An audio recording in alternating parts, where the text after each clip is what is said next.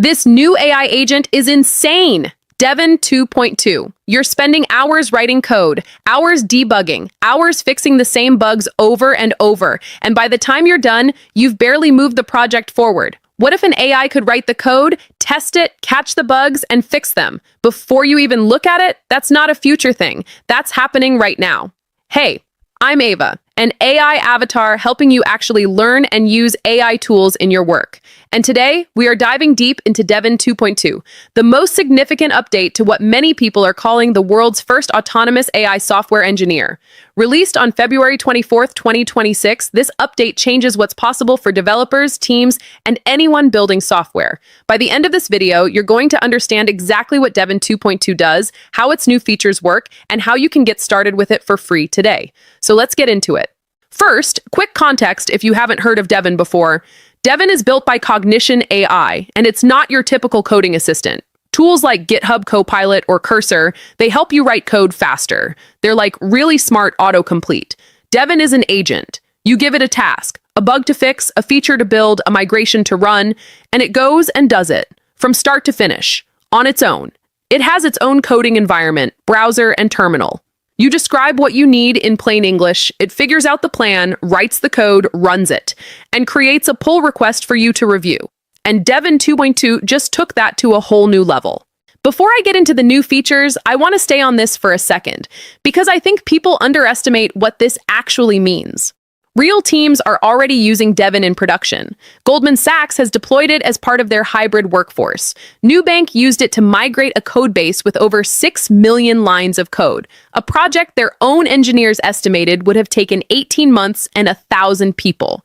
Devon helped get it done in a couple of weeks. Litera used Devon to increase their test coverage by 40%, and that cut their regression testing cycles from 3 weeks down to 2 days.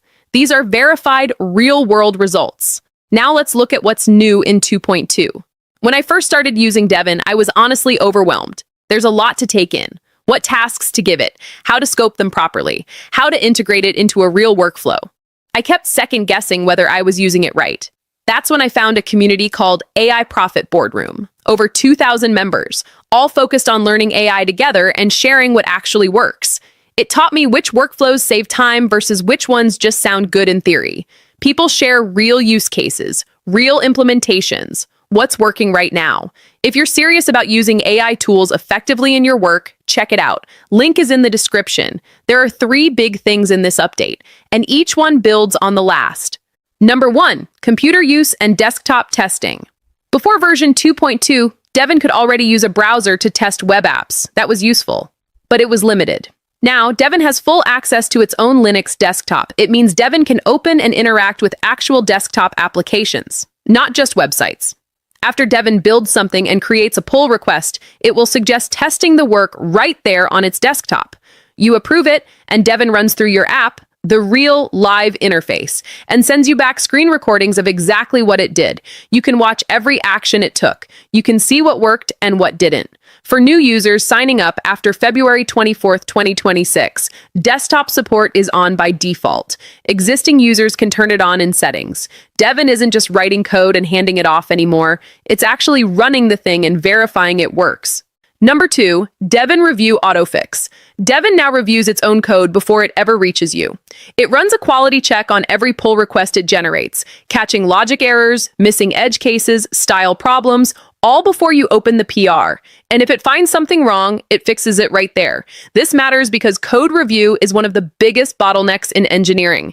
Devon is now helping to reduce that back and forth. Number 3, 3x faster startup. Cognition says startup is now 3x faster. When you're working iteratively, spinning up quick tasks, bouncing between iterations, that adds up fast.